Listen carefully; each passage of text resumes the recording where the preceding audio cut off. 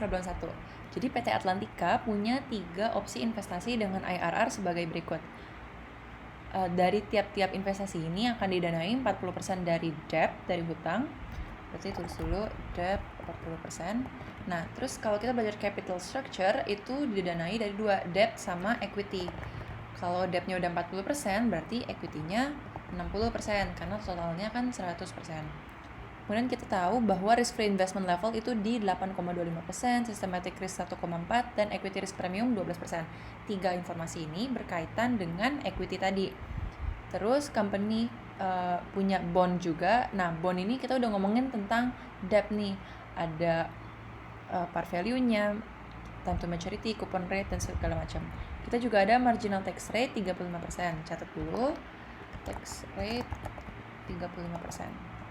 Nah, dari informasi ini kita diminta cari cost of equity, cost of debt, kemudian WACC, dan dari WACC kita pilih investasi mana yang menguntungkan buat kita. Langsung ke poin A, cari cost of equity. Nah, cost of equity ini rumusnya ini.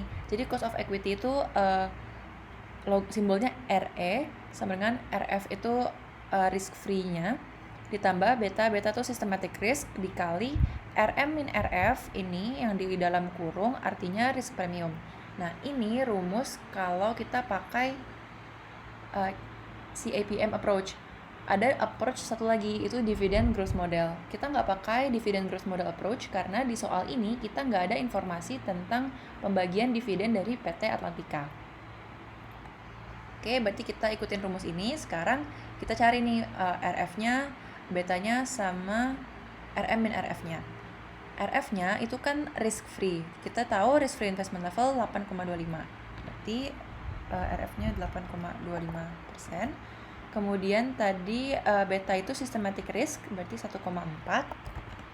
Kemudian RM min RF ini risk premium, ini 12%. Udah gitu, ini rumusnya kita masukin langsung. Berarti RF ditambah beta kali RM min RF. Nah, berarti ini cost of equity kita. Lanjut ke cost of debt. Nah, cost of debt ini kita pakai yield to maturity. Kita sekarang punya informasi tentang bond ini, tapi nggak ada yield to maturity-nya kan.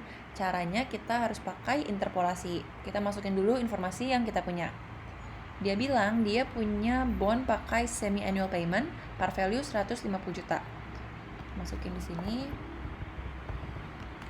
Kemudian coupon rate-nya dia punya 7%. Nah, tapi dia bilang tadi semi-annual payment. Kalau gitu berarti harus dibagi 2. Semi-annualnya 3,5%. Kemudian time to maturity, dia bilang maturities of 5 years, berarti 5 tahun. Tapi karena dia semi-annually, periodnya dibagi 2. Dikali 2, sorry. Karena dia tiap tahun bayar 2 kali, jadi dia bayar 10 kali. Price-nya dia bilang sold at price 105% dari par value. Berarti 105% dikali 150 juta. Dapat 157.500. Kemudian tadi kan kita udah hitung kupon ini 3,5% semi annually. Kita bisa hitung buat besarnya kupon. Itu 5.250.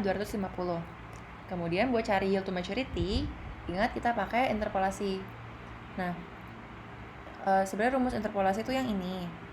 Jadi kita harus tahu market rate batas atas bawah, value of the bond batas atas bawah, sama buat cari YTM ini pakai bond price.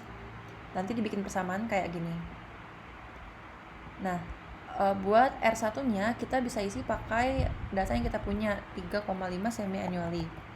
Ketika 3,5 semi annual ini value of the bond adalah 150 juta. Kemudian pas dia yield to maturity, price of the bond ini yang 157. Nah, sekarang kita mau cari batas bawahnya nih. Asumsinya karena dia value-nya bakal lebih tinggi, rate-nya akan lebih rendah. Makanya di sini kita bisa masukin angka yang lebih rendah dari 3,5%. Sebagai contoh, kita masukin 1%. Nah, ketika kita masukin 1%, value of the bond berapa sih? Pakai rumus bond value yang ini. Jadi bond value itu rumusnya dibagi jadi 2 bagian. Bagian depan itu kita cari present value kupon, bagian belakang kita cari present value dari face amount. Nah, kita cari kuponnya dulu ya. Kalau gitu kita langsung kali ini C kali bla bla bla. Jadi C itu kupon dikali 1 minus 1 bagi 1 min 1 bagi 1 tambah R-nya 1%, tutup pangkat 10 kali payment, tutup bagi R-nya 1%. Itu dapat kupon. Kemudian face value-nya rumusnya yang ini, yang belakang, sama dengan face value-nya 150 juta dibagi 1 tambah R-nya 1%, tutup pangkat 10. Ini face value. Kemudian tinggal ditambah bond value-nya, yaitu present value dari kuponnya ditambah present value dari face amount. Nah, ini kita udah dapet PV2-nya. Langsung masukin ke persamaan ini. Sebenarnya ini udah langsung kehitung kalau di rumus Excel, tapi biar ada kebayang step by step-nya lagi, coba gue tulis ya. Oke, jadi kan YTM min R1. YTM itu yang mau kita cari dikurang R1. R1-nya ini 3,5%. 3,5% dibagi R2-nya 1% dikurang tadi kan R1-nya 3,5%. Akan sama dengan bond price-nya ini yang 157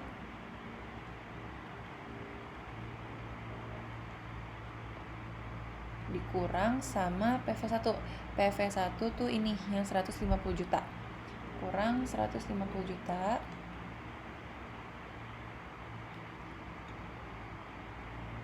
aduh ngehang. Oke.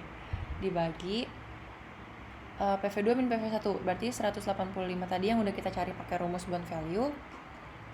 108,517,392 dikurang tadi PV1 150 juta. Nah, ini bisa dikurang, ini bisa dikurang, ini bisa dikurang. Nanti dapat YTM min 3,5% dibagi min 2,5% sama dengan ini atasnya 7.500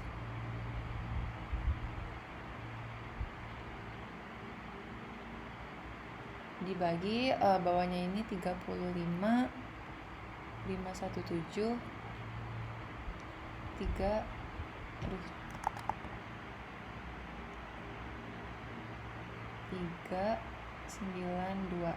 Nah, nanti tinggal dikali silang ini kali ini, kemudian dipindah-pindahin, nanti bakal dapet YTM-nya itu 2,97%. Nah, 2,97% ini kan karena kita masukin angkanya yang 3,5 ini. 3,5% itu semi annually. Berarti 2,97 ini masih semi annual. Kalau mau annually berarti tinggal dikali 2. Maka dapatnya 5,94%. Itu YTM kita annually. Nah, karena tadi cost of debt pakai YTM berarti 5,94 ini jadi cost of debt kita. Itu soal A. Di soal B kita disuruh cari WACC. WACC rumusnya karena kita di sini nggak ada preferred stock, dibagi jadi 2 bagian. Bagian yang depan ini tentang equity, bagian yang belakang ini tentang debt. Yang equity langsung aja, tadi kan kita udah catat debt-nya 40%, equity-nya 60%. Maka WACC-nya weight of equity dikali cost of equity ini 25,05% ditambah. Nah, kalau yang debt ini ada tambahannya nih, dia ada after tax-nya. Berarti langsung weight of debt dikali tadi yield to maturity yang udah kita dapat dikali lagi 1 min tax. Tadi kita udah nyatet tax di atas. Tutup. Nah, dapatlah WACC-nya 16,58%. Di soal ketiga kita ditanya investasi mana sih yang worth it dari berdasarkan WACC kita. Karena tadi WACC kita itu 16,58%, maka kita harus cari investasi yang IRR-nya lebih gede dari 16,58. Makanya kita akan pilih yang IRR-nya 17%, yaitu investasi A. Itu untuk problem 1.